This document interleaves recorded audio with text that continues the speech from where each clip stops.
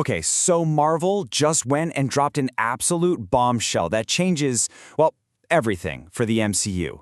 So get ready, because we are about to break down every single shocking detail of the brand new Avengers Doomsday.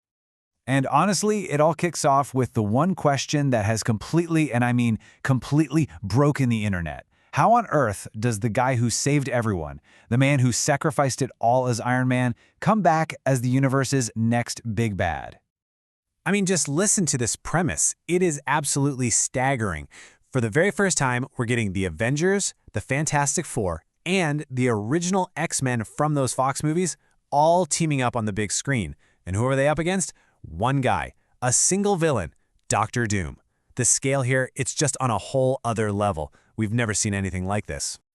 So the big question is, how did we even get here? Well, here's how we're going to break it all down. First up, we'll talk about that dramatic pivot away from Kang and what that really means. Then we'll get into the massive army of heroes joining this fight. After that, you know we have to talk about the crazy casting of Robert Downey Jr. as the villain. And finally, we'll look at the marketing genius that turned this whole thing into a global event. All right, let's kick things off with the incredible behind-the-scenes drama, because let me tell you, the movie we're getting now is not the one Marvel originally told us about. This is a story about a huge, almost last-minute course correction. So just look at this timeline. It shows you how fast this all went down. It starts back in 2022, right? They announced the Kang Dynasty. But then fast forward to late 2023. Suddenly the director's out, the lead actor's fired, and Marvel basically has to hit the reset button on the whole thing. And then bam, July 2024, they dropped this bombshell, a new title, Doomsday. The Russo brothers, who gave us Endgame, are back, and Robert Downey Jr. is playing the villain. We're talking a complete and total creative overhaul. And with this brand new direction, of course, came a new roster of heroes. And folks, this is, no exaggeration, the single biggest ensemble cast in the history of superhero movies. This isn't just a team-up anymore. No, this is a straight-up army. Just let that number sink in for a second. 27 plus. That's how many major characters they announced in just the first reveal. And Marvel's already teasing that there are even more coming.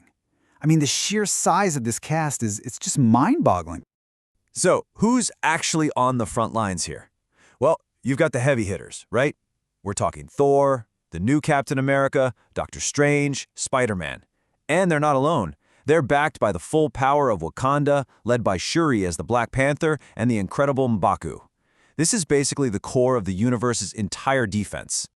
But wait, there's more. Joining them is a brand new government-backed team. You might have known them as the Thunderbolts, but now they're officially the new Avengers. Bucky Barnes is leading the charge, you've got Yelena Belova in there, and they're introducing one of the most powerful Marvel characters ever to the big screen, the Sentry. And here's the one fans have been waiting for. In a truly massive moment, Marvel's first family, the Fantastic Four, are finally making their big entrance into a core Avengers story. And yeah, that's Pedro Pascal leading the way as the genius Reed Richards. Okay, now this is where things get really wild and really embrace the whole multiverse idea. This is not a reboot. Let me say that again. It's a return. The actual actors from the original Fox X-Men movies are officially in the MCU. We're getting Patrick Stewart as Professor X, Ian McKellen as Magneto, and the OG cast for Cyclops, Mystique, Nightcrawler, and Beast. It's happening. Which, of course, brings us to the main event, the absolute centerpiece of this entire announcement, the one decision that is going to define this entire new era for the MCU, and that's the return of Robert Downey Jr. And you really couldn't ask for a more dramatic shift. Think about it. He's going from the ultimate hero who sacrificed himself to a power-hungry, tyrannical villain. He's going from a man of science, of technology, to a master of dark magic. And let's be super clear. This is not some variant of Tony Stark. This is a complete 180, a total transformation into his polar opposite. So you gotta be asking, why? Why do this? Well, co-director Joe Russo basically said that Doctor Doom is one of the most complex, three-dimensional villains in all of comic book history. And he felt that RDJ was pretty much the only actor who could handle a role with that much depth. So let's be crystal clear about this. Doctor Doom is now the central villain for the entire multiverse saga. And for Robert Downey Jr., this is obviously way more than just a paycheck. Apparently, he was super involved, developing his own backstory for the character, even pitching ideas for the costume. The man is all in. But what did the fans think? You can probably guess. The reaction was just split right down the middle. On one side, people were calling it a stroke of absolute genius, the only way to really re-energize the franchise. On the other side, you had people calling it a desperate move from a studio that's in trouble. It instantly became one of the biggest debates in pop culture. And you know what? That debate is probably exactly what Marvel wanted. Which brings us to how they announced all this stuff. Because this wasn't just some boring press release. Oh no. This was a perfectly planned, carefully orchestrated marketing masterstroke. So the rollout was this huge multi-part event. It all kicked off at Comic-Con, right? Doombots stormed the stage, and then Robert Downey Jr. himself unmasks. Wild. Then they followed that up with that now infamous 5.5-hour live stream, the chair reveal, where they announced the cast. Next up is exclusive footage of D23, and apparently it's all going to lead up to this really unique trailer strategy, with 4 different trailers playing before the new Avatar movie. So, did that crazy live stream stunt actually work? Oh, you bet it did.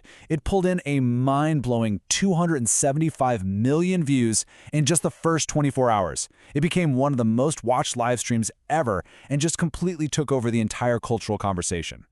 So, after all that, we're left with one final massive question. With a cast this ridiculously huge, a villain this iconic, and expectations that are now through the roof, can Avengers Doomsday actually deliver?